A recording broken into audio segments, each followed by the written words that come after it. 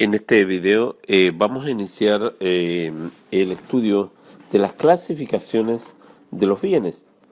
Es bien importante entender que desde los tiempos mismos del derecho romano, ¿ya?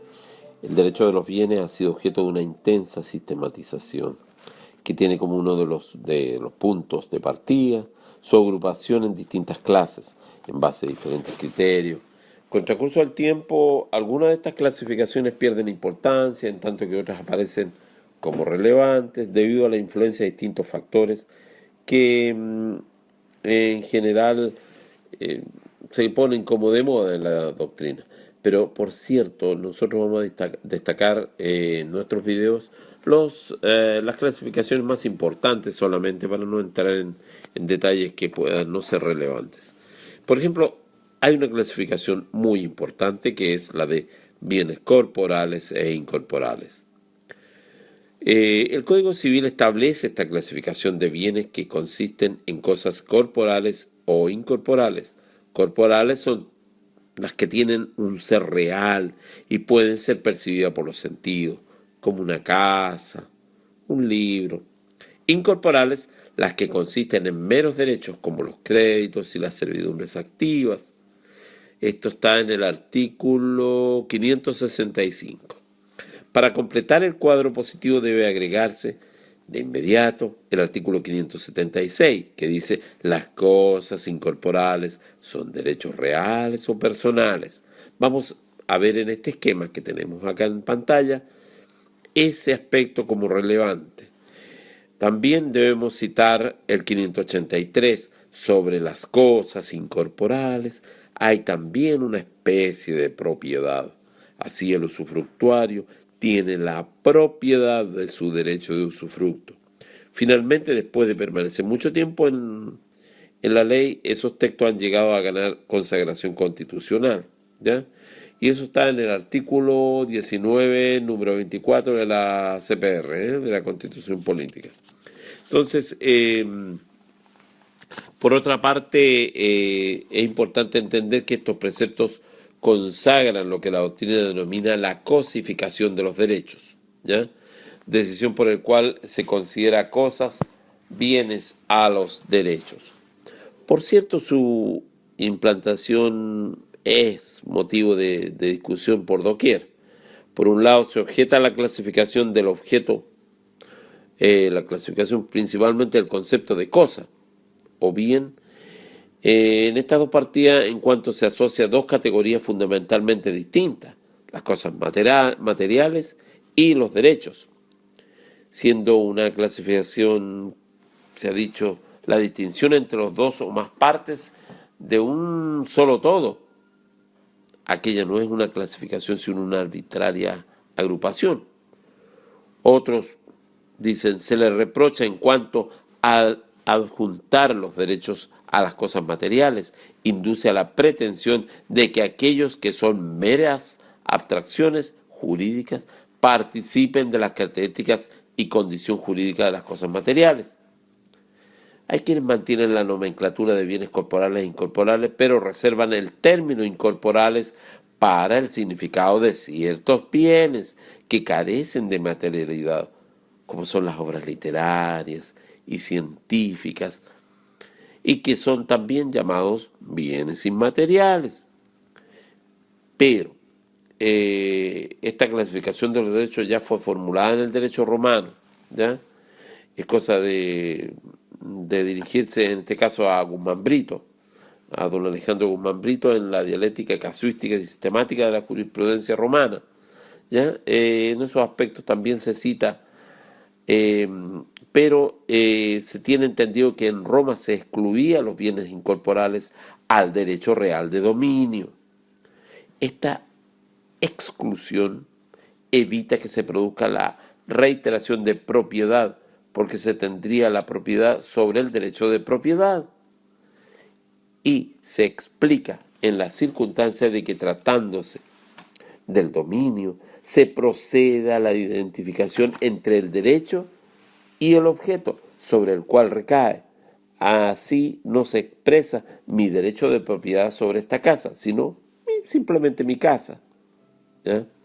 Esta identificación o confusión a su vez se justifica por el carácter totalizador del derecho, que se visualiza como abarcando, abrazando, envolviendo toda la cosa, y de este modo se termina considerando al derecho de propiedad como cosa corporal, equivalente al objeto al que se refiere, pero tratándose de los demás derechos reales que no abarcan toda la cosa, que no son totalizadores. Si se distinguía entre el derecho y la cosa a la cual el derecho se refiere, y se dice, por ejemplo, mi derecho de usufructo sobre esta casa, ¿ya?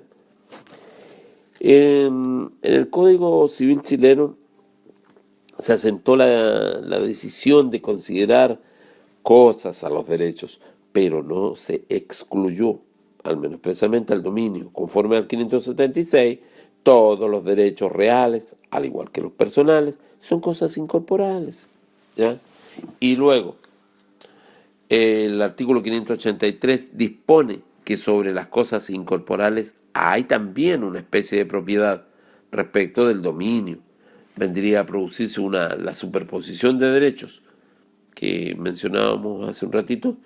La propiedad del derecho de propiedad, sin embargo, esta sola constatación de fuerza a excluir a este derecho del conjunto de cosas incorporales, y además existen dos preceptos, el del 890 y 891, que revelan claramente que aquella identificación del dominio con la cosa y por lo tanto la exclusión del dominio de las cosas incorporales, pasando a la categoría de cosa corporal, constituía un supuesto pensamiento del autor del código. En todo caso, estos matices que estamos viendo son un poco redondeando la idea de la relación de las cosas corporales e incorporales, y entendiendo las cosas corporales como y las cosas incorporales específicamente en relación con los derechos, ¿ya? Como en el caso de las incorporales, como se ha dicho según el código, son derechos reales o personales. En este segundo esquema que estamos mostrando un poco lo reduce a un contenido más ordenado, ¿ya? Y a su vez nosotros derechos personales también los vamos a definir en el artículo 78, en otros términos, es el vínculo obligatorio en el extremo del acreedor, en la contrapartida de la obligación. Cuando veamos los videos de la obligación va a quedar esto medianamente claro. Un acreedor, un deudor y una prestación, dar, hacer o no hacer, constituyen los elementos de la relación. El acreedor tiene un derecho a exigir al deudor la prestación y el deudor la obligación de efectuarla al acreedor. El tema tiene reservado un capítulo especial en el derecho civil, que es el derecho de obligaciones, y como digo, lo vamos a ver claramente cuando veamos las obligaciones. Por otra parte, en el caso de los derechos reales, los que la ley establece como tales son llamados número clausus porque son precisamente citados, y vamos a detenernos en un esquema respecto a los derechos reales, pero adelantándonos, es posible que los particulares puedan crear sus propias convenciones, otros números apertus.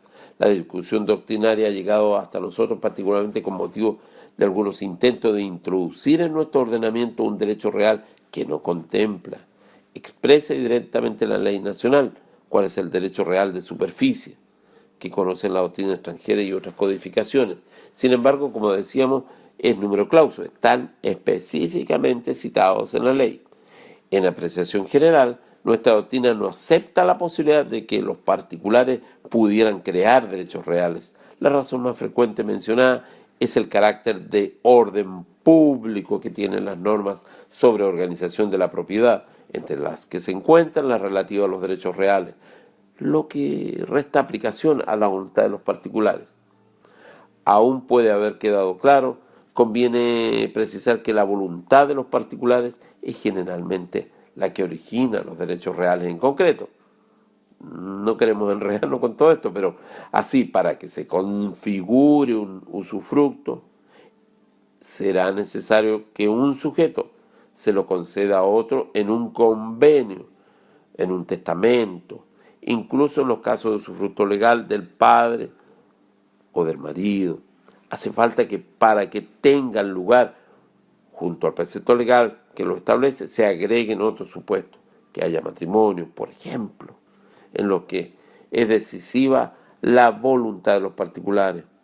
Pero el usufructo como figura jurídica está previamente diseñado en la ley, de modo que cuando se plantea el problema de que si los particulares pueden crear derechos reales, lo que se discute es que si los particulares podrían elaborar en sus pactos un derecho real no contemplado en abstracto por los textos legales.